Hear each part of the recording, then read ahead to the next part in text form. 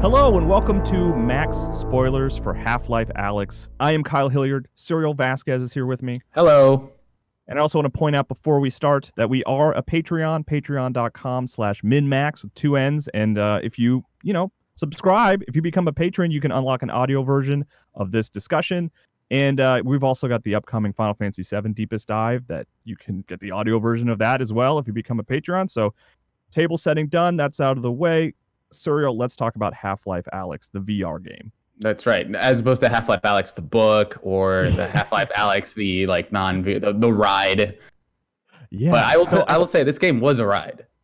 It is in a good way. Like when you say a ride in video games, sometimes it kind of implies like an on rails kind of deal, which that's not what we're saying. It's just like it is a true adventure. But there's also some amount of like, oh yeah, you just get on it, it happens, and then it's over, right? Which I think I don't think that'll be the case with this game. I think for Half-Life fans specifically, it is something that's going to stick with them. I want to replay it personally. I don't know about you.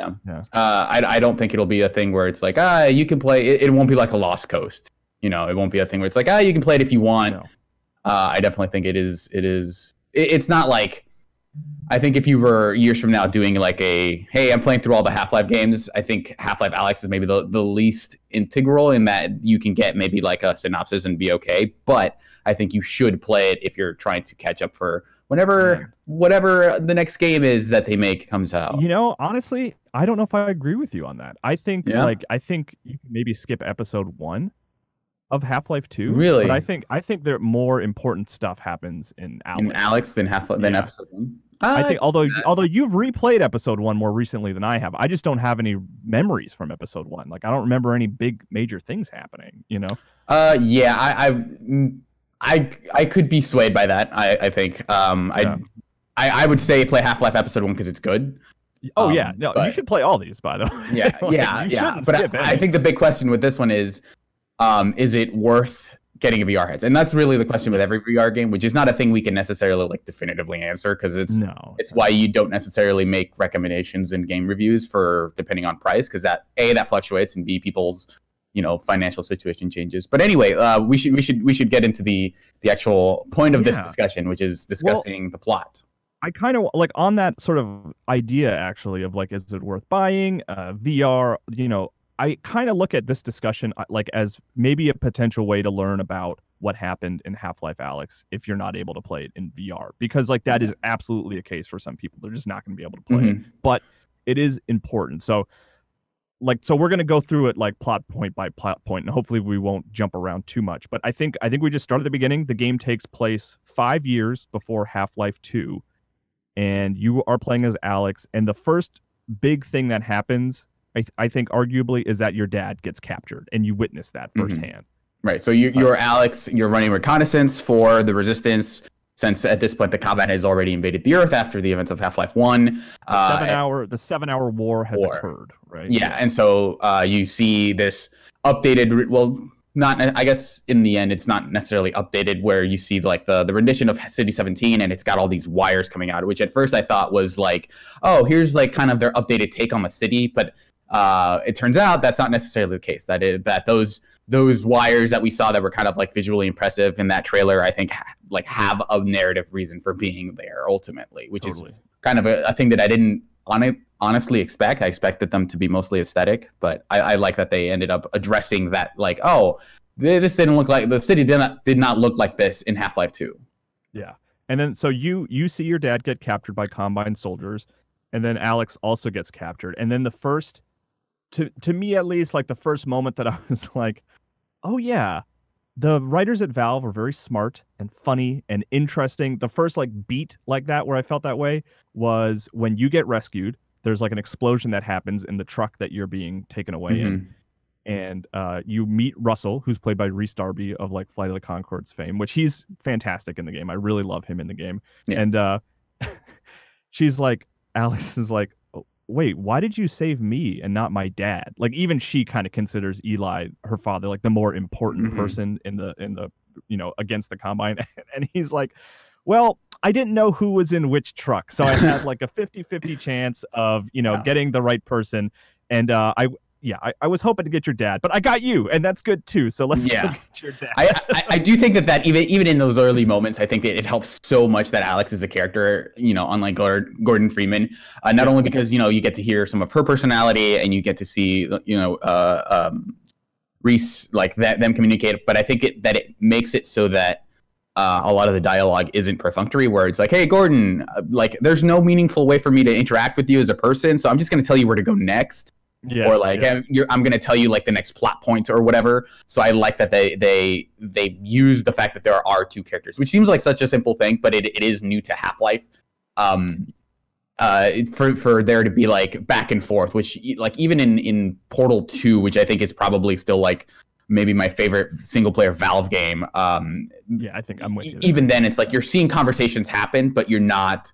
They're not like live, and they're not like they're one-sided. Like it's computer AI making really good jokes at each other, basically. Like even when Wheatley's interacting with GLaDOS, you don't feel like you feel like you're watching something happen versus being a part of it, which I think this is like a first for Valve in a way, which I don't necessarily want to make it unique, in that like, oh, Valve did it, so now it's new. But for the world of Half-Life, I think it is a novel thing. Yes, it is. And I really, really loved it. Just as an opportunity. Like, first of all, Rhys Darby is great as Russ. I like Russ. I like Alex.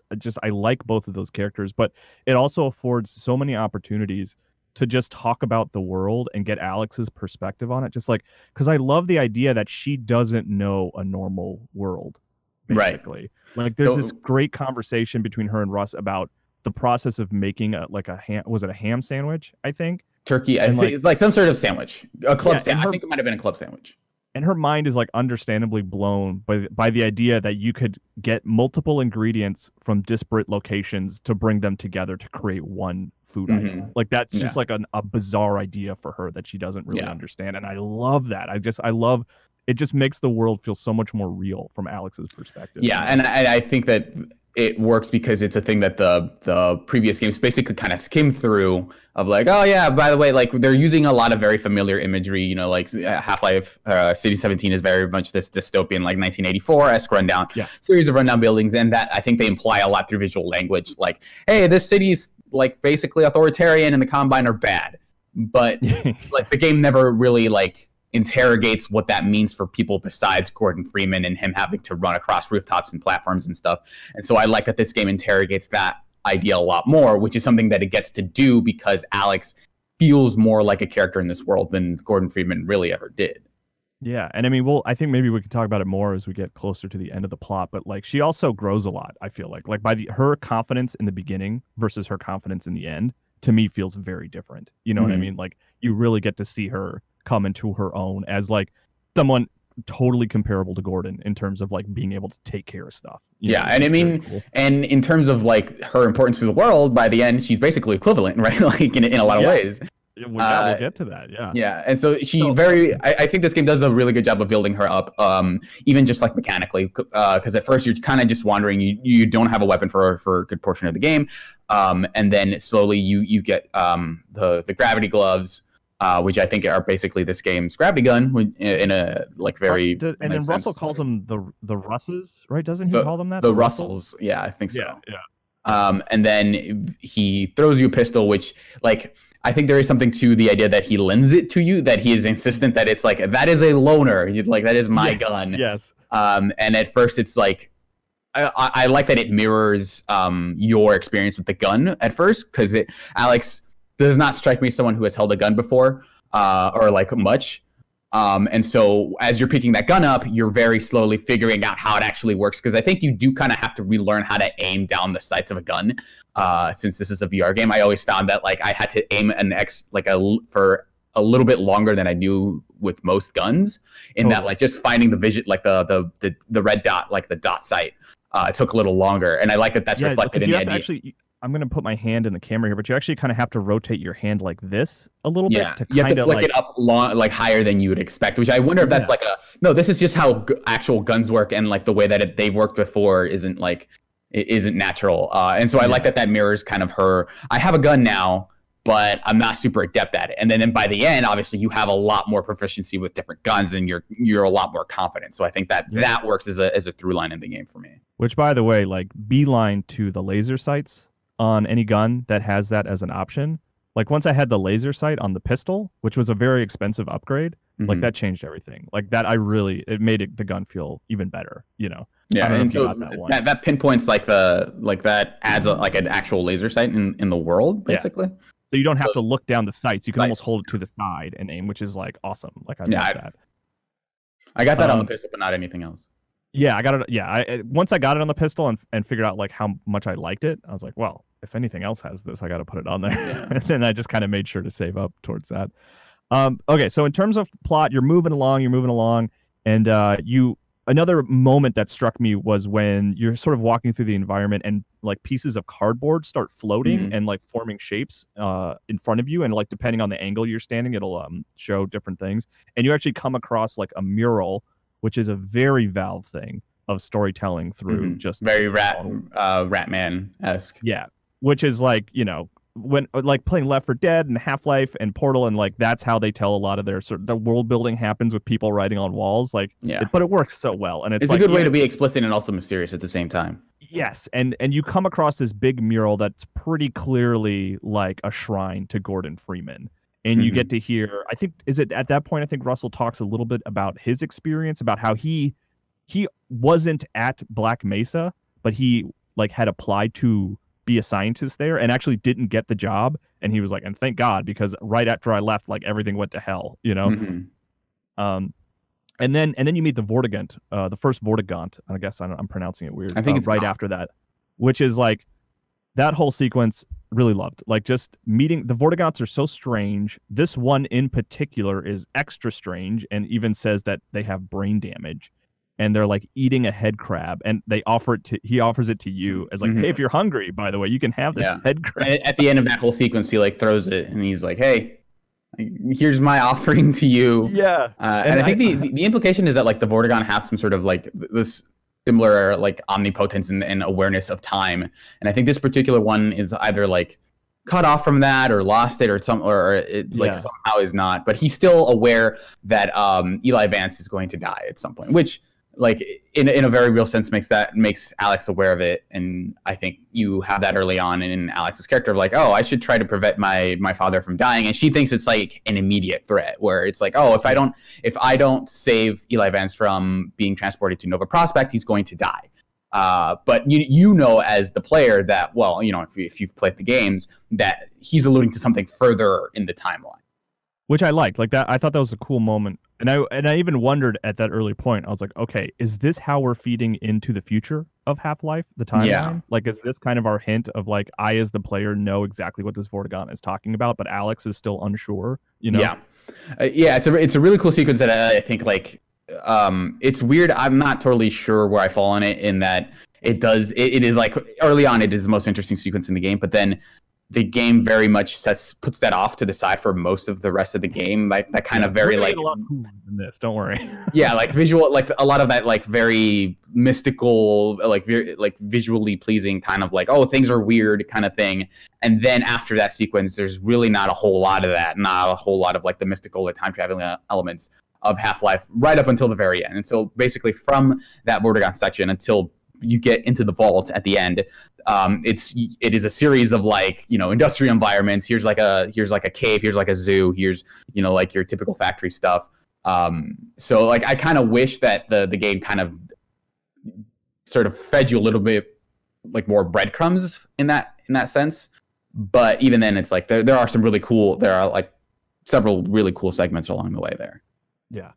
And then, okay, so I'm kind of like just like pulling us along the plot here, because like I said, I think if maybe you'll listen to this even if you don't have the opportunity to play Alex. Right. But there's a whole sequence. You start meeting Combine, like human. I guess you could call them humans. I think they're like genetically altered or something like that. It's kind of unclear, just in the larger Half-Life lore. Mm. But then that's when you like after that is kind of when you start fighting humanoid characters, and that changes things because you're not just sort of backing away from zombies. You're now like having to hide around corners and shoot bad guys, and then that's where you derail the train, Right, which is like one of the first like bigger set piece moments. Right. You know, because like your first journey is after you're rescued by Russell, is that you're trying to rescue Eli Vance before he gets to a particular checkpoint.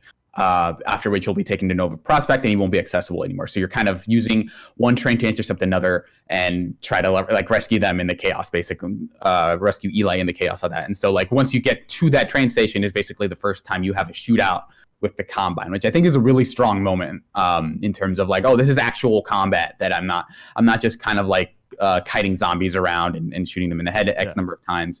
The Combine are actually like pretty smart enemies, and the way you're having to finesse around corners and constantly hide if you're using like the room scale setup. Like that first fight with the Combine is like a really striking moment in a lot of ways. Yeah. Which is, I'm curious, how did you play? Because I played with full motion, where I basically, moved around completely with the left analog stick. And then I would basically use because you can kind of combine the two modes with like full movement and the zipping action. So I would move around fully, but then I would actually kind of use the zipping for like fast travel and to get behind cover.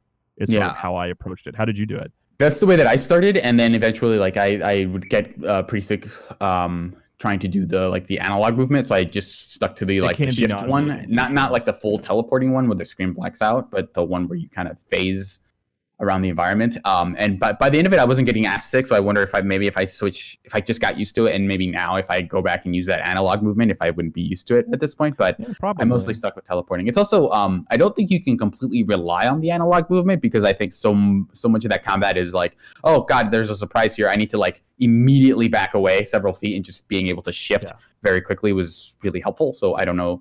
I'd be curious to see if you can actually play, or if they tested being able to play it just completely analog without any shifting.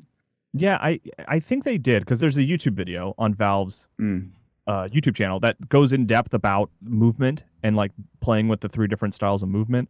And one of the like weird bugs they ran into are like having to deal with player heights. Like they were running into bugs where really tall players like couldn't bypass certain things, but shorter players were having no problem. And they had to basically come up with like a universal height for Alex, which I thought was pretty funny and interesting. Yeah, and even I think the few times that I played it sitting down, they do have like this adjustable height thing, so it's not like a huge factor. And that's one of the things that Valve does that a lot of people don't. It's just like have all these different options for that are based on player testing, which I definitely appreciated. Just like, hey, you can here's all these modes of movement. Here's we've played a lot of our own game, and so we have the money to like iterate on that. So there's a lot of like finesse stuff here that I really appreciated. Like they added an update later on where the subtitles, which I usually turn on for most games, are kind of jarring here, but they turned it on so that you can have it just for like the separate streaming mode, so that people see it, but you don't, because like depending on where you're moving, that stuff can feel a little bit out of place. But yeah, so cool. you intercept the train, you get to the point where you intersect those 2 trains, you basically get the train to crash, and you fight some Combine on the way, and that's when you start venturing down the train to find Eli. Yes, what you do, and then he's like hanging, like literally hanging, and he falls, and you think he's dead, but then a Vortigaunt saves him. And then he goes off, and he's like, all right, I got some work I got to do. I'll see you later, honey. And there's a good bit.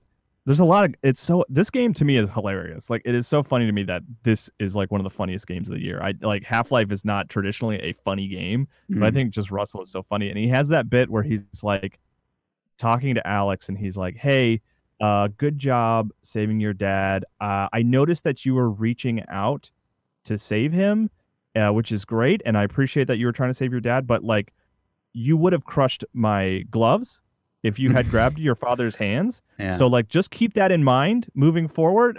I just love that idea of him being like, look, I know you weren't saving your dad, but please keep my equipment in your mind as you're doing these things. And so like that is not a thing he factored in at all. And when designing the gloves, is that if you hold anyone, like there's a good chance it'll crush the gloves, and that they're very delicate and they're still, prototypes. Yeah. And another joke that stems from that is like, it takes a while for Eli to get back to the home base, and you're checking in periodically, like, is my dad back? And then Russell's like, no, he's not back yet. He should be back by now. And then he eventually does make his way back. And he she's like, "Oh, great, my father's dad, Russell, is he okay?" And he's like, "Yeah, he's fine. He's missing a leg. I don't know if you know that, but your father is missing a leg." It's just like he's had the missing legs since the beginning of the game, which is it's funny. It was one of those things where people are like, "Ooh, what's going to happen in Half-Life Alyx? It's going to be a prequel. Are we going to learn how Eli loses his leg?" And then like the first moment you see Eli, he steps out of a room and he's got his missing leg, and you're like, "Okay, well, I guess that happened at some point." I like that they don't do too much. Not that there's a ton of stuff there. I like that they don't do a lot of like, oh, how did this minor thing in the Half-Life universe end up happening, right? Like most of it feels like very self-contained for the most part. Yeah, Jeff Marchiafava would like it because they don't address plot holes that aren't plot holes. yeah, exactly. Exactly. How did Eli lose his leg? It's like it probably at Black Mesa. It's not really it doesn't matter. What are the other 16 cities? You know, like that just ultimately does not matter. Yeah.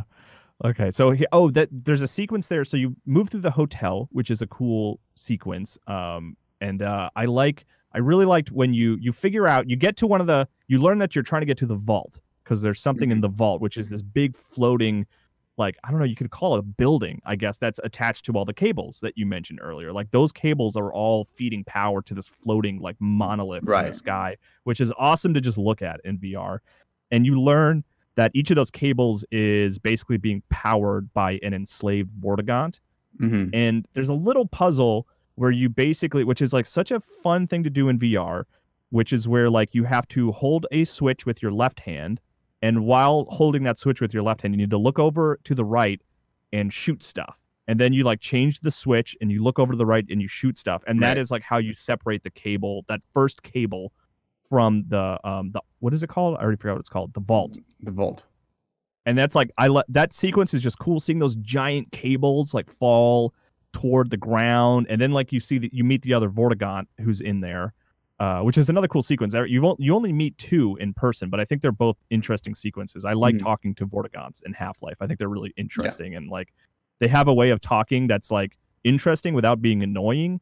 Because that's like always the danger of like giving like an alien that learned English like an annoying way to speak, and I don't think that's the case with the Vortigaunts. I think they're really well spoken and they have interesting things to say. You know? I also like that they do have their own reason for being there. You know, like the enslaved Vortigaunts being there motivated, like whether or not they're interested, like legitimately interested in helping you out. I like that they're not just like we're the benevolent aliens and like the Combine are the bad people. Like both of them have like implicit motivations for being there, where it's like we're not just helping Alyx out, and we don't necessarily who knows if they necessarily care too much, but they are helping their own kind by helping you. So it is like an intersecting of interest, and not just them being like, hey, we're gonna like help you because you're the main character, so obviously we're gonna assume you're good. Because humans believe in love, and love is worth saving. It's like no, we're all enslaved by the Combine, and if we help you, we'll be able to help ourselves. And you're important. We can see the future, so we know you're important to this effort, right?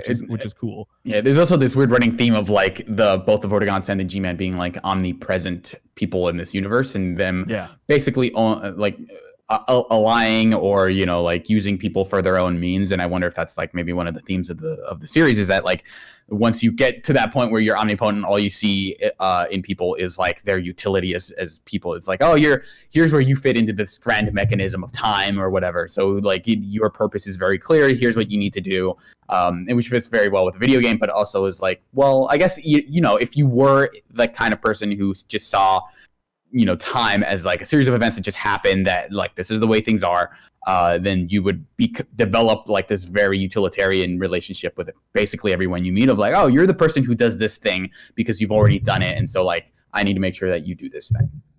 Yeah, it's very much, I mean, it's a very much a Dr. Manhattan in Watchmen. Exactly. And like him separating from humanity, and that idea of like, what if you knew everything? Like, how would that change you?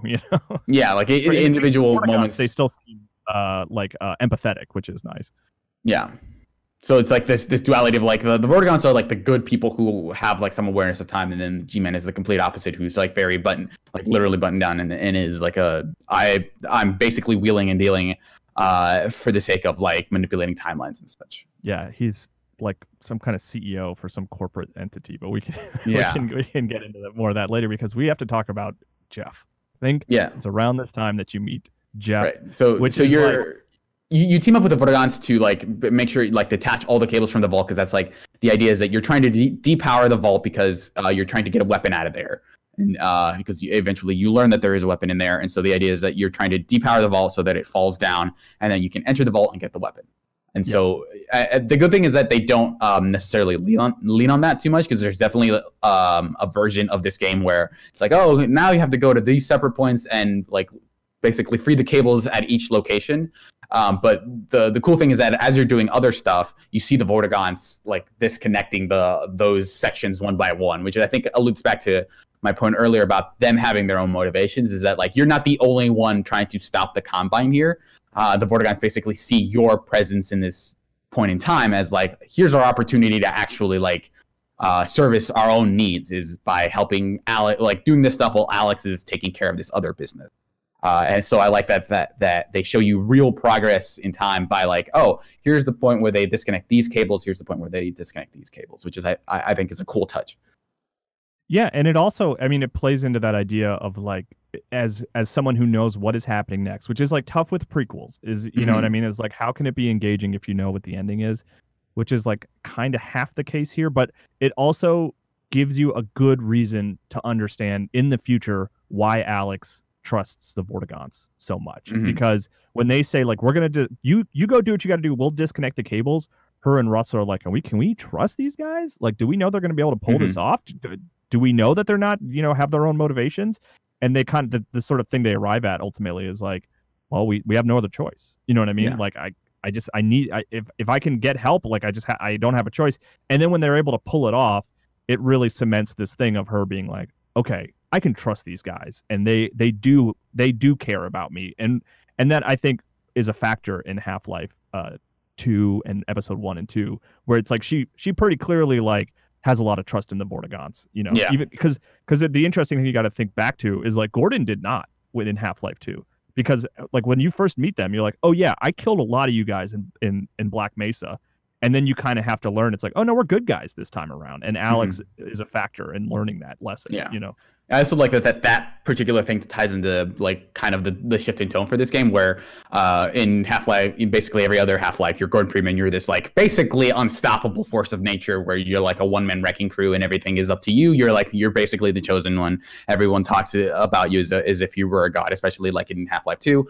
Whereas here, Alex has to rely on other people. He has to rely on Russell. He has to rely on she has to rely on the Vortigaunts.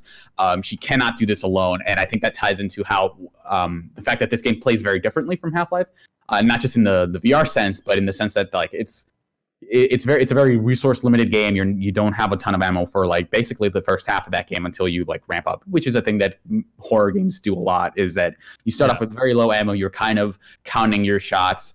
And you don't like, you're basically trying to survive until you get to the next kind of like health point. And so like I think I like that reinforces the themes both mechanically and narratively of like this has to be a group effort. We can't like Alex is very much not Gordon Freeman, so she's not just going to be like, I have 12 guns on me and at any point in time I can just shoot whatever I want and I'm just going to get, I have this HEV suit, so I'm going to destroy everything. And even like the Karate Gloves don't make her like a one-man like wrecking crew. You know, she has to rely on other people to survive, which I think is like a good kind of shift in tone for that series for sure. Yeah. So I said it earlier, and then we started talking about other important things, which I think was the correct angle. But Jeff is, I think, the moment in this game, like I'd been playing it, I'd been enjoying it, and I've been enjoying the VR element of it. But I think Jeff was one of the first moments for me where I was like, okay, this only works in VR and is better because it's in VR. Like I think it is like undeniably a better experience when you're in VR. So Jeff, you learn about Jeff from basically the only other human you meet in the game, right? Because you meet Russell and your dad. Yeah. And then there's this one guy whose name I don't remember, who I thought was like, all right, well, this guy's my new friend. We're going to be seeing him for the rest of the game. But he really only pops in to tell you about Jeff. To make you be scared of Jeff. And then when you're done with Jeff, he's like, oh, okay, I'll see you later, which I thought was kind of weird. But Jeff is a blind monster who you can distract with audio stuff. So like if you can pick up a bottle and throw it and he'll go after it, and that's how you keep him away from you. And then the other thing that you have to do with Jeff is if you're near him, you have to hold your hand over your mouth to not breathe in, which I thought was awesome. Like I just like it was just such a simple thing of like, oh, there's a gas cloud there. I need to put my hand over my mouth in order to walk through it. It doesn't prevent you from doing anything else. You can still shoot. You can still put away your gun and use the gravity gloves to grab stuff. But like, it's just a simple thing of like, if you don't put your hand over your mouth, you're going to take damage. Right. And I like that it's not like a one trick mechanic. You know, it's not just for hiding behind Jeff. It's, you know, it's meant to get you through those gas clouds. And so, and that is a thing that you're right, only works. I think if it's like a button prompt, if you have to like hold square to hold your breath or whatever, I think that has to be too contextual to be like to be interesting. And so I like that it is this mechanic. You can do it throughout the entire game. Like it is a thing you can always do. But I like that they take this one section to say like, this is why this is even in the game. And I think like the like, hey, blind enemy who's basically like, you know, however many enemies you want to count. Like there's those enemies in Gears of War. There's like the distract blind thing with sound thing has been done. But new. Yeah. So, but I think there are a lot of like interesting tweaks that only you can do in VR. Specifically, like there are, you're not ever entirely sure what will and will not trigger him. So there are periods where you're looking for these like 3 pieces. I don't remember of what, but you're trying to find things to power. I think it's a machine or something. It's like batteries. You're just trying to find 3 batteries. Yeah. Right. And so like you're looking for these things, and you're opening all these drawers, and you're opening these hatches. And I think like, I wasn't sure. It's like, hey, if I literally pull up on this really quickly, will Jeff hear me? And I think the fact, like, I still don't know now whether or not that's the case, but I think the fact that I ever doubted, like, or that I said, like, I should try to open this slowly so Jeff doesn't hear it, I think is like a thing that only works in VR because of the fact that opening things up is an analog thing. And the game gets you used to that by basically making all the drawers and stuff, like things you have to open in an analog way. It's not worth just like exploring the whole game. Yeah. Right. And so the fact that this is like the section where you're like, okay, do what you've been doing, but like do it quietly, which is like one of those like super immersive moments that only happens in VR. It's like, it's not a thing that works if you can't open them like the way you literally would with your hands and stuff. And I think that is, I think to me, why that is such a strong segment is that it uses VR to make a thing that would normally be like, oh, this is a cool, like a well-designed section in a game. It takes it to that next level of not just being like a cool design thing and more of an immersive thing. And then the other thing that I think is super cool is that moment where you finally kind of correct, because the whole game he's following you through this area basically. Through like by either breaking walls or basically following you. And so eventually you lead him down into an elevator, and there's like a whole short section where you're basically, there's a cutscene going on where he's like, the headcrab falls in and he kills it basically, but you're kind of afraid to watch the cutscene because you're in the corner of this elevator that just happens to have an alcove, and you're kind of hiding from him. And you can see this whole section play out, but you're kind of afraid to even see what's going on because the entire time you've been led to believe like don't get near Jeff, but now you're stuck like, I think you're 2 feet away from him at that point. Yeah, and so you can kind of peek, but you're always afraid that you're going to trigger him or whatever, and he's going to attack you. So it's a really cool moment there. It's like, I want to see what's going on, but I don't want to look. Yeah. And I think that is another moment where it's like, if I'm not playing in VR, I just kind of like try to fuss with it. But here it's like that really like powerful immersion, I think, is like what sets this game apart. And it's hard to explain because like if you look at this game as like here's this game evaluated by like traditional design elements, and then also it's like immersive because of VR. Yeah. It's hard to get the point across of why this game why I like it so much. But it is a game that you do have to play to really experience, which is like kind of the crux of VR. It's like you don't understand what people are talking about until you actually play the game itself. And so like I was just going to say, like, the big part of that elevator sequence to me was like, you're watching it play out, you're stuck in the corner, you don't want to get near Jeff. But then you realize, at least like the way that I went through it is like, oh, I need to turn on the elevator. Like I'm here. I've been here for like 45 seconds and nothing is happening. Like the only way that I'm moving forward is pressing that button.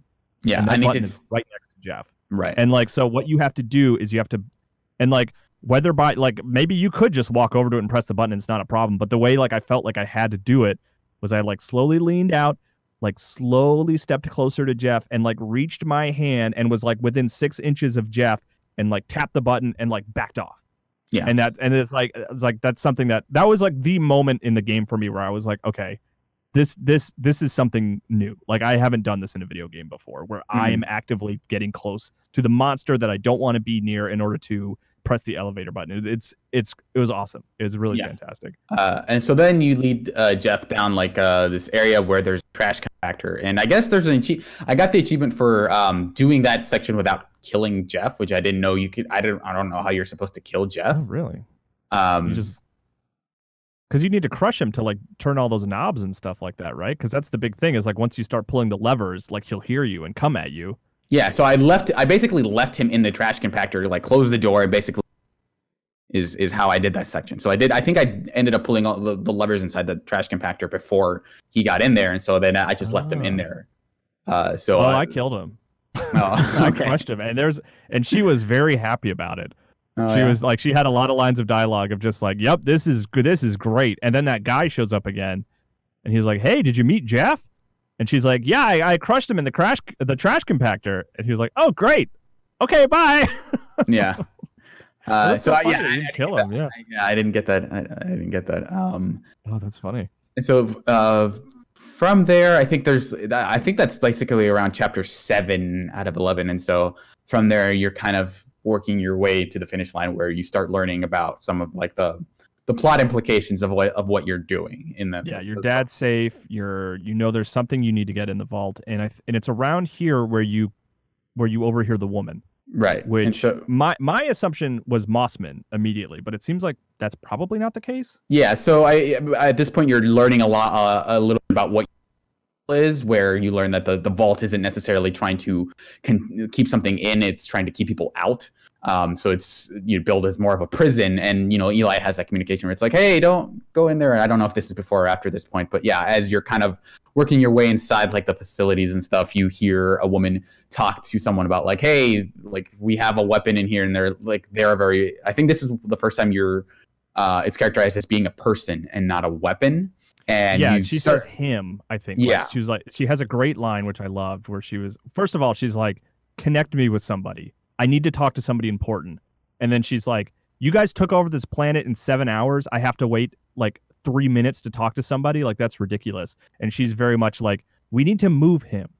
This person, like, we can't keep him here.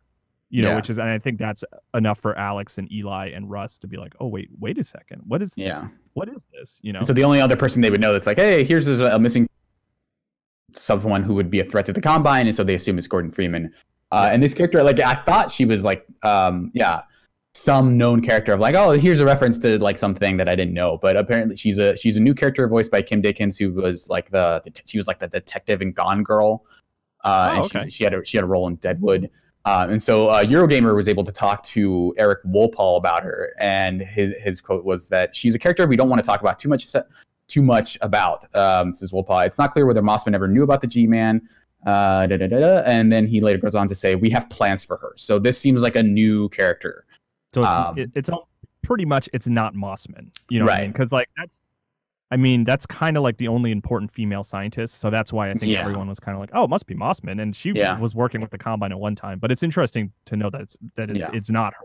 There was a very brief second where I thought she was. There's a character introduced in the TF2 shorts. It's like this woman who's like in one of the updates for like, hey, we've added a co-op mode, and she's like this. I think she's supposed to be like some sort of handy person who's like I build robots or whatever. And I thought for a second this was like an allusion to her because her silhouette kind of looks like her. And I was like, well, is that what they're doing? But like very clearly not. And so I think the fact that they mentioned that they have plans for her is both, an exciting allusion to like, hey, they're probably more likely than not making more Half-Life at this point. Yeah. And so like I believe like chapter 9 is called Revelations, and that's when you learn that like, hey, I think you're rescuing Gordon Freeman and not like the gravity gun, which is like the first thing that I thought of. Yeah. As like what could they be hiding in there? Because the Half-Life or the gravity gun ends up working. Becomes more powerful in their containment stuff, Half-Life 2. So it's like, I figured it was Combine technology originally. So after that, this is where the game kind of starts barreling towards like their endpoint. And I love this. Like I was super excited. I was like, this is great. Like, and it's like maybe this will explain what was going on in the gap between Half-Life 1 and 2, which it kind of does, but we'll get into more of that later. And yeah, and then I also liked the conversations between Alex and where they talk about Gordon and his sort of reputation. And she also asks about the crowbar, which I thought was really funny too. Mhm. Like I think they were very like on purpose. There's junk everywhere that you can pick up and mess with, tools. You never find a crowbar. I think, on purpose. Like that would be kind of weird based on the ending of the game. Yeah, they also like Valve also mentioned specifically that they could not get melee combat to work for a number of reasons. Yeah. So there's I didn't miss it. Reason. Did you miss it? Yeah, I think it's one of those things with VR where you reach kind of like an uncanny valley in terms of interaction. So like the second that you can't do something the way you expect it to in the real world, it's always kind of this minor disappointment. Just like the fact that you can't hurl any old like if you have a brick or something, you can't hurl it and damage people. You can break windows though. Yeah, you which is weird. Like, so you can break windows, but you can't hurt people with them, which is like this weird. Like, well, we have to make a game out of all of this physical interaction somehow. And so I think pipes were a thing where it's like, hey, it gets stuck in objects or whatever, and people wouldn't notice it because there's no tactile feedback for you holding for an object in your hand. So I totally get why they do it, but there were tiny moments throughout where I was like, oh, this doesn't work the way I expect. But by the end of it, I'd kind of like. Train my mind to not think with that kind of stuff in mind. So I guess that's how it worked for me. Like the first time I tried to punch a headcrab zombie and it didn't work, like early on, I was like, well, you know what? I'm good. Like I don't even really. This has clearly taught me that this isn't going to work. So by the end of the game, I was like, I had kind of forgotten about it and wasn't really thinking about it anymore. Yeah. And so I think this is after is this after the zoo? I think so. Yeah, that's where you meet the antlions and you have to shoot off their limbs and stuff like that. Like we're skipping a lot of like the mechanical stuff and kind of focusing on plot. But there's like a lot that like this game is basically a sequence of like, like there's the Jeff part, there's the antlion part, there's the whole hotel sequence. There's like there's all these like hacking games where you're like rerouting electricity and stuff like that. And then like plot is kind of peppered throughout all that kind of thing. Yeah, they're like if we're mostly taking a plot oriented view here, so there's a lot of like gameplay segments that are like cool but not necessarily worth discussing from a story sense. Yeah, I mean the antlions are really cool. I liked Russell's like sort of not misunderstanding of what they were initially, where like I guess no one can communicate in that world, so they all come up with different names for different like what was his nickname for them? Yeah, he had like a set remember. But he calls them something different that isn't antlions, and they're kind of like they're antlions, and they're like leggers or something like that. Oh, I think it is like leggers, yeah, because he was like, what are they? It's like, why are you worried about antlions? They're just like little tiny ants. Yeah. And Alex is like, wait, what are you talking about? These things are vicious. Yeah, I don't remember what his nickname for them, but yeah, I like that argument about. And so like from basically the point from which you learn that you start believing that it's Gordon Freeman and everyone tells you that. From there, it's kind of like the final ramp up of the game, which I think is like I have mixed feelings on because I think that it's like the game where it's the part where they start bringing everything together mechanically, but it's also the part where I had the most trouble with VR. So I think a few of the key segments here were kind of ruined for me. Like those last few fights, I think are like interesting thematically, but it was the time where I was kind of hiding behind walls more. I was moving a lot. And so this is when I started reaching the bounds of like my VR space as I was moving around and losing track of my location. Because this is around basically from the moment you wake up the walker to the end of the game, I consistently just had like VR related problems of like I'm constantly running into the bounds. I'm hitting walls. I'm running like there was a point where I flicked my hand and I hit a wall. Basically, I punched the wall with the VR headset, and so it's hard for me to like separate that stuff from like like in my head academically this is like an interesting like bringing together of everything, but I just consistently had a thing where it's like I want to hide behind this wall, but I need to reorient myself because like I literally cannot move in there. And this is where like you do want a really large open area, and even like an area that I thought was like fairly large because I basically cleared out most of my apartment's like living room for this game. Like even that felt like it was like this is too small of an area to play around with. But like that walker sequence where you're activating, I think is really cool. I like that there's this part as you're kind of sneaking up on these two guards. They're like talking. They're talking to Overwatch. and then it's like they're trying to relay what it's like. Hey, we found a walker or whatever. What is it doing? And he starts kicking, and he's kicking it. And then like a couple seconds later, Overwatch says to stop kicking it, which I think is a pretty good I bit. missed that. I think is a really good, because they're always speaking in like code red, containment, refine, or whatever. Like they speak in like very short sentences to make sure that they're relaying the proper information. But this is like the most human thing, and that the Combine do is just like, I don't know, I'm just kind of bored. We found this thing. I totally missed that. That's hilarious. It's also Overwatch, always voiced by the voice of GLaDOS, which and it was fun to have her back. A lot of the cast, actually, surprising amount of a lot of the big characters were recast, but like Alex most significantly was recast, which I think works as like the actress who played her is a lot older, and she's younger in this game, so I guess it sort of makes sense for them to recast, but who knows, whatever the behind the scenes stuff was. And so like from there you start you fight the walker, which is again a cool section where the walkers, you're fighting these Combine as the walkers sort of following you and shooting at you, and then like you get to the last kind of like the boss of the game where you're kind of shooting this cannon. And that was another sequence where it's like I just could not get that cannon to consistently fire, and so like I died way more. Like the moment that you die or whatever, like kind of the magic of a sequence like that is kind of ruined.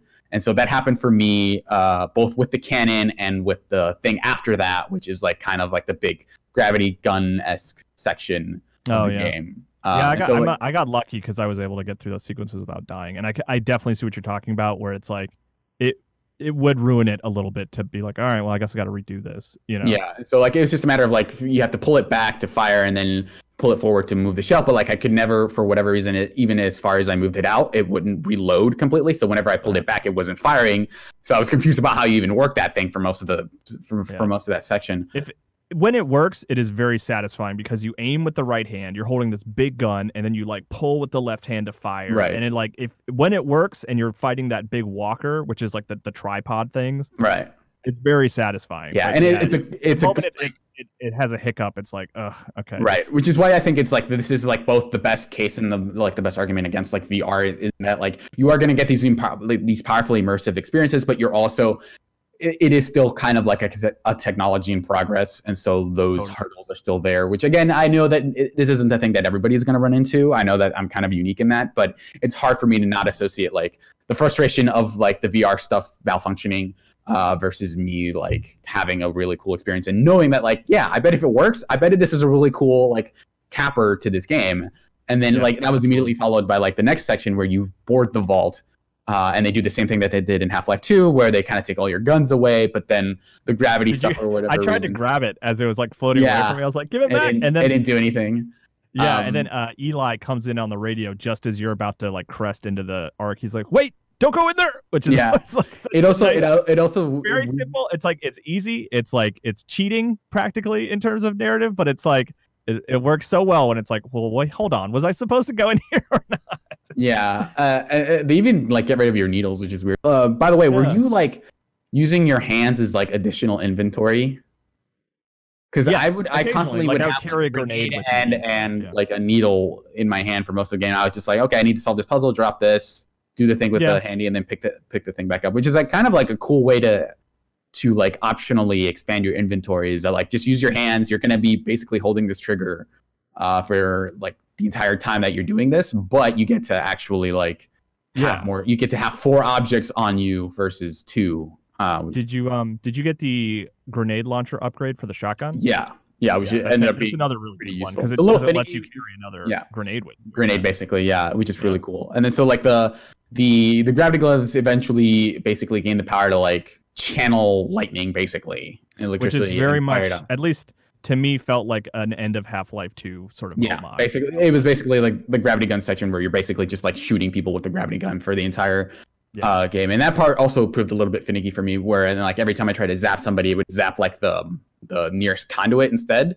And so like I just had like a very low accuracy with it. And then that section with basically that last hallway, they give you just 1,000 grenades to like slow motion chuck and stuff. So it was like really inconsistent, where I would chuck it forward and it would just go up basically. So I had just a weird time trying to figure out that entire sequence, which again is another thing where it's like, oh, I bet when this works, this is really cool. Yeah, I mean, Uh, and it is cool. Like I definitely was like, because you're what happens is you walk into it and like these green like electricity lines, I guess you could call them, like start like glowing in your hands, and then you realize that you're holding these like two electric balls. And I kind of had that moment where I was like, well, wait, what do I do with this? And I was like trying to like shake them off. Like, do I drop them? And then I yeah. did the like Kamehameha action and killed like two Combine soldiers. And I was like, oh, okay, this is the end of Half-Life 2. I like this. Yeah, That's kind of and like, so weird. Even then, I think removed from like kind of finicky problems with it. I feel like if you're gonna have like a Danu like that, like don't necessarily. I don't think I needed like another like difficult encounter after like the boss. I think it should have just been like a yeah. thing where it's like you have infinite like lightning, just kill everybody, make it to the end. I don't think you needed like this like, oh, I need to play hide and seek with these grenades. Like it felt kind of like unnecessary, Yeah. since this is the part where they want you to just like, okay, here's a cool section that's gonna like ramp up to like give you enough momentum to go into the ending. I felt it was. I don't think you needed that like last hallway with like, oh well, now we're gonna switch things up and have grenades. I think Yeah, it was a weird that choice. mechanic is Yeah. fun in and of itself. I don't think you need like this iteration of like, well, now you're in this hallway, you're gonna have to mix things up. Yeah, like I almost wish they'd done it out of order where like when you first got in there, they gave, because like you when it comes to grenades, they're super fun, but it's like you would only have like one, maybe two at a time. Yeah. And like it would have been nice to come into the vault, throw 1,000 grenades, and then get your like insane, Yeah. green things. But it's And then like the whole sequence is ultimately cool. It's just it is weird to have it in the middle of it be like, okay, I guess I'm throwing grenades now. yeah. So I mean, then you get to the like the vault, right? And then you see kind of like this big like 20 sided like prison thing, which is like basically like there's literally imagery of Destiny that is like like this. There's For a sure. lot of like No Man's Sky too. yeah, like the Rasputin Warmind kind of stuff in Destiny is basically the, and so like that is like the first like, oh, like they're getting back to the stuff that they alluded to earlier with the like here's weird trippy stuff. Yeah, I mean VR, like looking at big things in VR is just fun. Yeah, And to be like and to like walk into this room where it's like there's like remnants of apartments like that are like floating around in space, and there's just this big giant thing. You're like, what is this? Like, where am I? What Gordon is in there? Like, what is happening? Yeah, and so basically, from the moment you enter that vault, well, you see the outside of the vault, basically, and then to the end of the game, I think is maybe one of my favorite sequences in the game ever. And it's amazing. Yeah, it's fantastic. And it's I not think combat intensive or anything. This is like the other moment where I do not think this works like nearly as well without the VR stuff, because I think games do this a lot. Is the like, oh, we're going to take the fact that we don't need to like actually construct these environments physically to like, we're going to do a lot of like non-Euclidean stuff. We're going to like make this stuff really disorienting, and like the doors are like the gravity is going to be weird. You're or going to be whatever. walking on the ceiling for a little while. And like, games have done this like a ton of times before, but the fact that you are like immersed in this environment and that you are playing through it in VR, like does so much to enhance like how disorienting all this stuff is.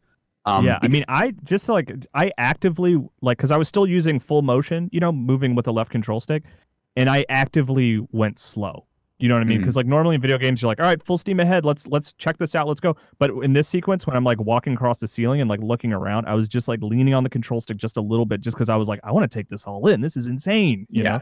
So you're making like, so basically you look at this giant prison and you turn around and there's like dilapidated apartment building, and you're exploring like what is an apartment building in that unit, which I guess here's like my biggest mystery with this thing is that you're seeing this one guy kind of make his journey throughout the building throughout the entirety of this sequence, and so you're kind of following him, and I wasn't entirely sure who that was, because I think like my most like wild theory is that the Combine basically, as a measure to stop the G-Man, kind of took that entire building. And I think the implication is that the G-Man was in there. So like that is my theory, is that is the G-Man in his original, like that the G-Man was made, not created. He's not like some ethereally created entity. I think that this is like the G-Man as he was. And I think the idea is, because it deals a little bit with time travel, is that like, I mean, for all I know, this is like explained at some point, but because there's a lot of like environmental details in that apartment that I maybe just skipped.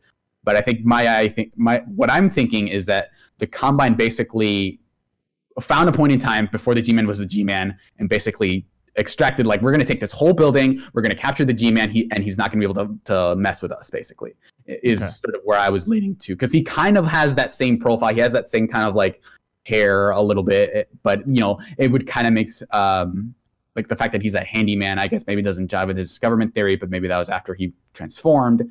So that was my theory, because otherwise it seems weird to just follow this random person and he doesn't fit the profile of anybody else in that universe. Yeah, see, I had a much less interesting theory, which was very, very boring, and is that, like, I thought they were just ghosts of the people that lived in that house. I thought it was multiple different people because they were wearing the outfits of the civilians from Half-Life 2. Oh, okay. So maybe I'm totally wrong, but, you know, obviously I could be wrong too. I don't know. Like, I just didn't. Maybe it's just me not thinking about it enough. Where I was just like, oh, okay, this is like an old apartment. I kind of explored places like this in Half-Life 2 and Alex, and these are just this weird prison area is just creating these ghostly remnants of the people who are here. I don't know. Like, I actually read PC Gamers like spoiled discussion about it, which is really good. You should check it out.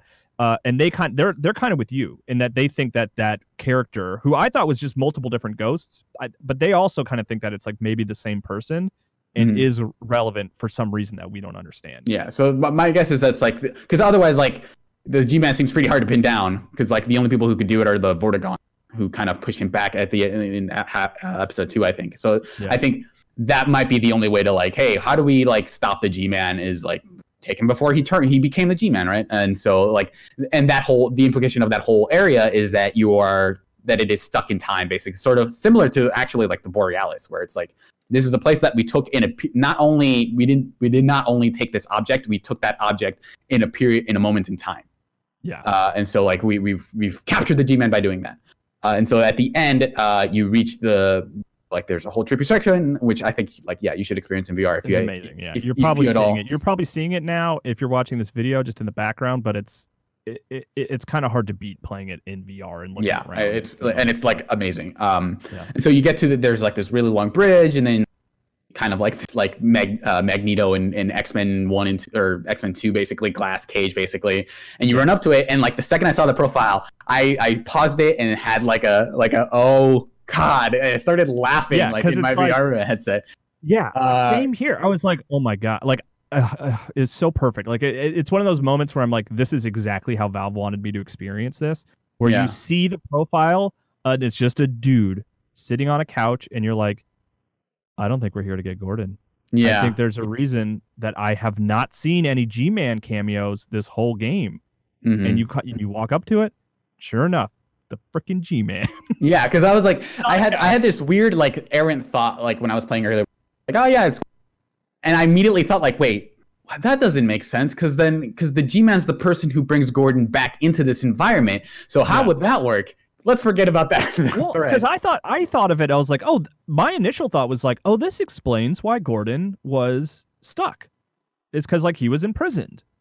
And I was like, but then the timeline still doesn't really work. It's like, because even I was like, well, like, okay, if Alex goes and saves him, we're still 5 years at a Half-Life 2. So wait, hold on. Okay, let's just move forward. We'll figure it out later. How does it work that Gordon Freeman was able to, like if Alex is the one to rescue him, why does he start on that train ride and make his way through, like, because you meet Alex in Half-Life 2. You know what I mean? She's not like, oh, hey, what's up? Remember that time we went into that crazy and she's like, oh, you're Gordon Freeman. So like, that I immediately had that thought of, like, this is inconsistent. And then, because the end of Half-Life 2 is like, or the end of Half-Life is the G-Man plucking you out of that situation, saying, like, hey, I'm just gonna put you in stasis for whenever I need you, and so, like, those timelines don't really make sense. So it makes absolutely perfect sense the moment you see that profile. It's like, oh right, this is the only solution that makes sense, because like, the G-Man was in the marketing materials for this game. Like, he was in one of the, like, the key art, right? And so he's at the end of a trailer, I think, too.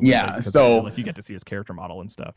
So the implication was that you were going to see him at some point, and then this ending happens. Like, even like a step removed from that, it's just. And from that moment on, I'm just, like, hands down, just eating up every single word he says. Because, like, I love the G-Man. He's so strange and mysterious. I love the way he talks. Like, he's like, it's so perfectly, like, he's clearly inhuman. Yeah. But he clearly can speak the English language. Yes. But, like, there's something alien about him. Yes. I believe that's Half-Life 1 in the best way. Like, that's always been an element of G-Man. So, like, I believe it's Michael Shapiro who does that voice acting. Yeah, it's great, and he has a full. I think. I mean, you've played Half-Life 2 more recently than I have. I'm almost done with Black Mesa. I might actually beat it today. I don't. That might be the most he's spoken is in Half-Life Alex, right? Or does he speak more than I remember in Half-Life 2? I think he comes in a couple sections, but I think this might actually have more G-Man speaking per capita, and it's like the first time he actually has a conversation with somebody. Because like because Alex can talk. Yeah, so he has this back and forth, which is actually kind of interesting for him to have. And so the repercussions here is that Alex, before thinking that's Freeman, because obviously she doesn't know the difference. Yeah. She frees the G-Man and the G-Man as well. He stands for Gordon in G-Man. Yeah, that's true. Yeah, you're the Gordon man. Is her catchphrase, and then basically the G-Man basically takes on the form of like an evil genie, basically a djinn. Yeah. Where he's like, okay, you freed me from my prison. I need to do you a favor. Just to cut you off real quick, I think he also says then, and maybe it's later. Is that when he's like, you think they would need all this for Gordon Freeman? And but you don't necessarily fault Alex for thinking that, because it's like, yeah, he's like the hero of Black Mesa, basically. Like, why wouldn't they try to, whatever? Yeah, but I love that line of like, no, they need this for me. Yeah, so he's like kind of laughing in her face about it, and then he's like, well, you freed me. I'm gonna do you. Like, what do you want? And she's like, I want the Combine off of here, because he mentions that it's like, hey, the people I work for, we tend to. We're manipulators of time, basically. We nudge things along. We make like multiple bets or whatever. So like, I think the part of the implication is that like they're kind of messing with multiple timelines just to mess with them, see what happens.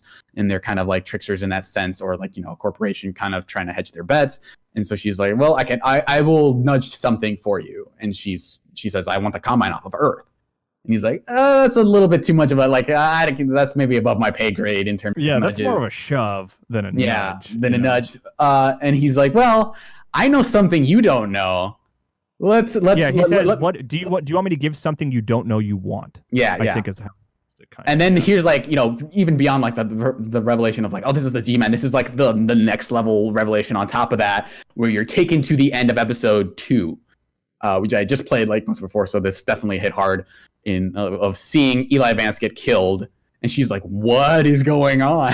Yeah, she gets just a glimpse into the future. She sees her with her Half-Life 2 outfit and clothing and model. Yeah. I mean, it's like an upgraded character model, like holding her father's dead body in a pool of blood. Which is scary. Yeah, I think it's something you also see Gordon Freeman, like, which is like maybe the first time you've seen like a third-person view in a Half-Life game of Gordon Freeman. We'll talk about that more too. Like, we have a lot to talk about here with G-Man, but he says like something along the lines of like, my previous employee is being non-cooperative, and he just kind of like brings in this sort of silhouette of Gordon, it's like, you're right. It's the first time in game that you see him as like a character model, and it's like, oh, cool, okay, that's what he looks like now. And so you're brought back to the ending of Half-Life episode 2. Eli Vance dies, and he's like, well, I think he's about to die, and it's like, well, you can do something about this now. And so you kill the what are those called? The big guardian guys. What are they called? I don't remember, but those giant slugs, basically. Yeah. And so you kill that thing, which is like, I think, so you're at this point, this is like, okay, this is taking a turn. Like, this is not the ending of Half-Life episode 2 at this point. Because you kill that thing, Eli survives, and then the G-Man says, well, this is a nudge. You did me a solid, but you're kind of under my employ, which is a very different, I think, dynamic than he has even with Gordon, because Gordon was kind of like requisitioned. He did this against his will. Like he's basically like, this thing happened to you, so now you're mine. So there is a choice in the end of Half-Life 1 where it's not really a choice, but like the G-Man says, like, do you want to be my employee?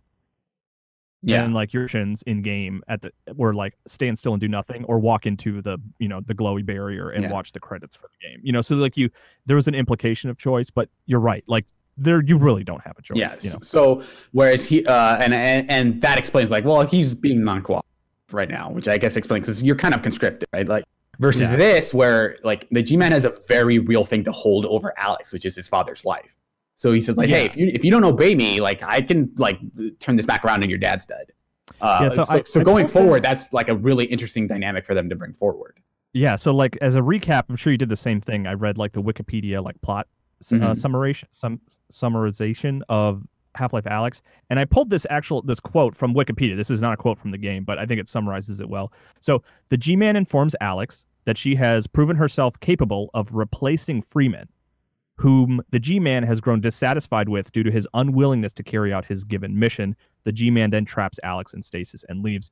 And my thought, which I didn't have until like today, like reading back over everything, is like, is that a subtle like fourth wall nod to the fact that Gordon has been out of commission for like the last 13 years? Is that kind of their way of like poking at that, like in a fun way, but also in a plot way, which is kind of cool that it Yeah, works out that way? I can see like them saying like, "Hey, Alex is going to be the new face of the franchise," which is weird because then they do the other, like after the credits. But that struck like plot wise, that struck me as like he has not been doing anything since Half-Life One. Yeah, and I was trying to remember because I'm glad that you played through Half-Life 2 and Episode 1 and 2 recently. Is there any moment where Gordon is like, I don't want to do this? Like, is there a moment where he kind of goes against the G-Man? Not really. There's like the from the beginning of like, hey, I'm bringing you back. You're gonna have to go prospect or whatever. Like he kind of just does as he does everything, without. I don't think there's really a point where. Okay, because that was one moment where I was like, is that something that I'm not remembering? Is that Gordon was being like stubborn about something? Yeah. I mean, Gordon's not really a character ultimately, so it's like hard to say. Yeah. But. The other cool thing is that they bring back the unforeseen consequences quote, which I think is really cool. Yeah. Because at the end of I think it's episode 2, the G-Man appears to Eli and says like, hey, make sure to tell him, or I think he tells you, make sure to tell Eli, prepare for unforeseen consequences. Okay. And so at the end of episode 2, it's implied that the unforeseen consequences was Eli Vance dying. And so then they turn it around in this game to say like the unforeseen consequences was Alyx being taken into stasis because she disappears at the end of that game. Yeah. So G-Man puts you into stasis and then you get credits. Right. Which I'm wondering, there was some speculation about like, okay, does this mean that Alyx knows what's going to happen throughout Half-Life 2? And I don't think that's the case, because I think my thinking is that this is an Alyx, like, that this Half-Life assumes a very different theory of how time travel works, where it's not like, they're kind of pulling from separate timelines. It's not like a thing where she went back in time and then suddenly her position in this timeline, she knew that this was happening. But then it opens the question of like, what happened to Alyx in the timeline where episode 2, like the original episode 2 takes place. But, from there, it gets kind of timeline, time travel convoluted. So it's hard to know what the exact narrative is there. But I think this is like a separate timeline, Alyx. And then, and that time travel is also confusing. So I don't think that in Half-Life 2, she was aware that this was going to happen. Because I think you would have seen a very different Alyx. I mean, she knows. I think she knows that he's going to die, but she doesn't know the situation or like the setting or when. I don't think she's aware of that particular moment as she's helping Freeman. Right. I think there's a good case for her knowing that it's like, hey, your dad's going to die, and her being like, oh, okay. But also, you could also read into that she knows he's not going to die because she nudged it. Right. So she's and also not worried about it. That reading could be like, hey, I saved my dad from being taken to Nova Prospekt, so that's what they were alluding to. So I don't necessarily think die anymore. Yeah. So we should. I'm sorry. Yeah, go ahead, please finish your thought. No, I was done. Okay, I just wanted to make sure that we also, because that's all incredible and fantastic, but then the credits roll, and then, which I did not expect. I think we even talked about predictions for Half-Life Alyx a few weeks ago on the MinMax show, and this was not something I expected at all. But once the credits close, the game basically fast forwards to the end of Half-Life 2 Episode 2, and Eli is really mad. He's alive. Right. The sort of weird slug thing that killed him is dead, and he's super mad, and he's like is openly blaming the G-Man. Right, because the unforeseen consequences thing. Yeah, and he's like, oh, the G-Man is unforeseen consequences. And like I'm kind of like looking around, I'm like, oh, this is weird. Like what's happening here? And then Dog jumps in through the ceiling, which is like super exciting. And I was like, and that was the moment that I actually lifted my hands up and looked at my hands and realized that I had Gordon's hands. Yeah, you had his gloves on, basically. Yeah. And so the implication is that Alyx is gone, and that's why he's Yeah, he's mad. Not Alex isn't dead. Alex is No. just gone. Yeah, because the G-Man's basically so, traded Eli for Alex at this point. Yeah, and then Dog hands you a crowbar, or hands Eli the crowbar, and then Eli hands you a crowbar, and you actually reach out and grab the crowbar as Gordon Freeman, and Eli's like, "We're gonna get the G-Man, like we're gonna kill that guy." Yeah. And that's like, and that's the end of the game. And like, if you're watching the sort of B-roll that I gave Hanson to edit this video, you can actually see me going like this with the crowbar. Which is a very cool thing, and it also like points to them going in a slightly different direction than like the Epistle 3 thing that Mark Laidlaw posted online, where the idea was that like Eli was very much dead in that timeline, and then they were going to go to the Arctic to check out the Borealis and use it to stop the Combine, basically. So I'm wondering how much of that they take and how much they go forward with just a completely different thing, because there are like they kind of have to. Well, I mean, they don't have to, but they kind of have to do right by the Borealis, in that it is. You see the docking, like the empty docking bay station where the Borealis used to be at one point in Portal 2, and they mentioned the Borealis in Episode 2. So, at some point, the Borealis is going to have to get involved. Yeah, this does not change the sort of canon. This doesn't retro, like, take away the Borealis. Like, but it does twist it in a way that I don't think people were which is oh, now you're going to have to save Alex versus like trying to deal with the repercussions of Eli's death. Yeah, and now there's also like, you talked a little bit about it, but like, are there split timelines? Are we looking at an Ocarina of Time situation here? I don't know, because like how, like at what point did G-Man intervene on Eli's death? Because it kind of feels like, I mean, you could read it as he died and then was brought back to life and Alex was taken, or you can read it as like they traveled a few seconds before he was killed and killed the slug guy. Yeah, it's hard to read, but I think the idea is that like I would guess that it happened and then it unhappened. So who knows? But like, I guess we'd have to talk to Gordon about that, because he's like the only third party person who was like passed out during the. That's true. Yeah. So like, I don't want it to be split timelines for what it's worth. Yeah, I think that's complicating things in a way that isn't super interesting to me. I think them just going with the idea of like, okay, time travel is weird. Just don't think about it too much. You're trying to rescue Alex. Can manipulate it in ways that we don't really understand. That's, and like, and then there's also in that sort of shifting weird apartment building, there's that sequence where like it's mirrored for a little while, but it, like, and initially I kind of read that as like, well, that's just another trippy thing that's happening in here. But like, some people are saying online that's like maybe that represents some kind of split. You know what I mean? Where like, because like, and if you're looking at the mirrored section, the doors are opening, but they're not. It's like I don't know about that. I think G-Man just like tweaked something, just undid something, and we're gonna find out. He nudged it. What? Yeah, exactly. Which is a great term for that. Like, I love the idea of just like, we're not making radical changes, but we can nudge things. You know what I mean? We're flexible. Yeah, we can issue a patch for your life. Yeah, that's right. We've updated.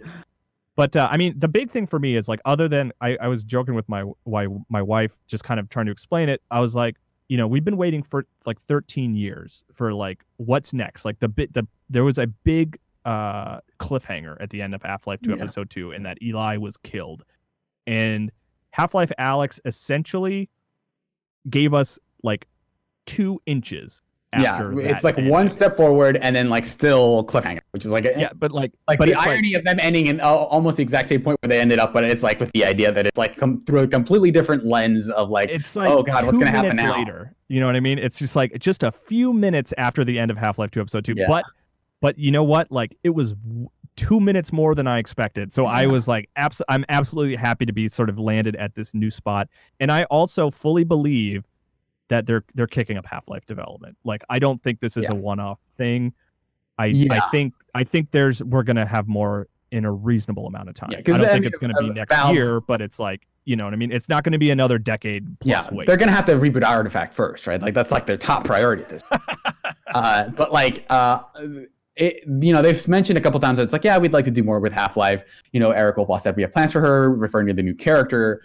So it's hard to know if like, Half-Life Episode 3 or Half-Life 3, whatever they end up calling the sequel to this, Alyx, or whatever moves the timeline forward. Half-Life Alyx 2.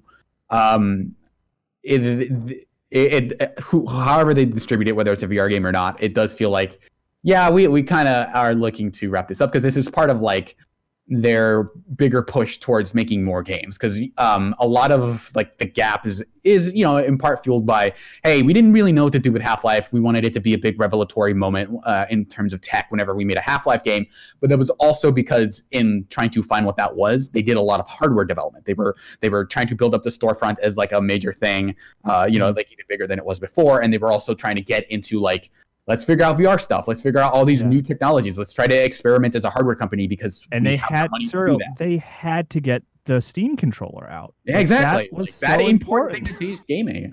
And I think like this has to do with a lot of the business behind Valve, the fact that they are a privately owned company still. So they have a bunch of money. They can do whatever they want. They're not accountable to anybody, right? And so like in a way, like the fact that they made a game for like their $1,000 VR unit is kind of like this big like flex of like, hey, we have this thing that people want, and we're going to put it out in this way that is kind of prohibitive. But like basically around the time they announced Artifact, they're like, yeah, we're making games again, and they kind of have followed through on that. They made Artifact, whatever. They made Underlord, and now they made Half-Life Alyx. So they made a Half-Life game. This is a full Half-Life game. They do have. They are following like on their work. They have released 3 games in the past 2 years or so. Which is kind of like a huge output for Valve. Absolutely. So I'm more confident now than that they are going to make more Half-Life. Who knows what this is? I would love for them to make a Portal 3, but where they left Portal is kind of like in a weird dubious space, because it's like that's basically incredibly far off this timeline. But I'm very excited for what Valve does next. I know that they might make an original series. Who knows what they end up doing? But it like they are pointing towards like, hey, we want to make more Half-Life, which is not something they said for a long time. I'm pretty excited about whether or not this is like, hey, we're using whatever some new mechanic where like I just want another Half-Life game. However they can deliver it, and I hope that they can maybe get over that hump a little bit and just say like, having a series of good ideas is maybe enough to make a new Half-Life game versus, hey, we have this one revelatory thing that we need to put these, like, the crux of it has to be this entire game. Because I think beyond it being a VR game, I think that it's even divorced from the idea that it is a VR game. I think this is a pretty, like, I think that like even if you played it, if it was made for traditional mouse and keyboard or a controller, I think this game would still be good, but obviously it is very much tailored to the VR experience. But I think this proves that even within like, because it's not like the fact that it's VR, like other games have done this stuff. Like there are full-fledged games that take place in VR. There's stuff like Asgard's Wrath. There's stuff like Resident Evil 7 is fully playable in VR. And I think part of the first person push on that was because like, hey, we kind of know we're making it for VR. And so there are fully playable games, and this doesn't feel like, oh, even in the VR space, it's revelatory. This feels iterative in the VR space and not like a full-fledged, like next level, oh my God kind of thing, besides kind of like some of the physicsy stuff. But I think this, as much as it proves that like, hey, VR can be like a fun platform, we've kind of known that for a little while if you're the kind of person who follows VR. But I think this proves that like Valve can just make good games that are just a solid execution of a series of ideas. And like the Jeff piece does not work. That last hallway does not work if they're not in VR, but there's still really solid ideas in the VR framework. And I'm hoping that Valve kind of realizes that. They're like, hey, we just happen to be really good at making games. And so like even beyond the idea of like, we need to have like some physics-based idea. So I hope that they look at that and say like, we're just going to make another game for the fans and just have it be a really good first-person shooter with a lot of fun set. But even if they make another game in VR, I'm still up for that because I think they've proven that VR is a worthwhile platform to make like traditional like games on. Totally. Yeah. But overall, I mean, just quick final thoughts. I really loved it. Like I was hesitant at first. It won me over by the end. Like I think it belongs in VR. And like my favorite thing about it was just that it just feels like a legitimate entry into Half-Life. It does not feel like a side story. It doesn't feel like a VR bonus thing. It's like a full-fledged Half-Life game. Like they could have called it Half-Life 3 if they wanted to, and I don't think I would have been upset by that. I guess we'd have to. I think a lot of people would have been upset by that just because like they wouldn't be able. Yes. So I think that's why they couched it. Of it and stuff. Like I think it was smart for them to call it Alyx, but you know, after having played it, if they consider this Half-Life 3 like internally, like I think it's fair. Yeah, you have to know what happened in this game to really understand whatever they end up doing. I have to imagine, right? But yeah, I liked it. I think it, like I mentioned before, I did have my like frustrations with the VR as a platform. I think it still proves that like as good as I think it is, it is a game that is kind of bound by its platform. You know, it's kind of one of those games, totally. Sort of like Peace Walker, where it's like, this is a really good game that just happens to be on the PSP. So like there are those frustrations, but I think overall this is a like, if you have a VR platform, like, get this game. Play it however you can. Play it if you have it. Cool. Well, hey, excuse me. Thanks so much, Serial, for playing Half-Life Alyx. Yeah. Oh, you're very welcome. I know I did you that huge favor. Thank you. Yeah, thank you. So if you watch this video, thank you so much. Just a reminder, we are a Patreon, patreon.com/MinnMax, and that has 2 N's. So, hey, thanks so much for watching, and please, tell a friend about us if you enjoyed it. MinnMax is a Patreon about games, friends, and getting better. The Deepest Dive is the best, most thorough discussions about games on the internet. Prove us wrong, please. The MinnMax Show podcast airs every Thursday. Patreon supporters vote on what we stream every single week, and a whole lot more. Give us a shot, try subscribing to the YouTube channel, and we hope we can win you over.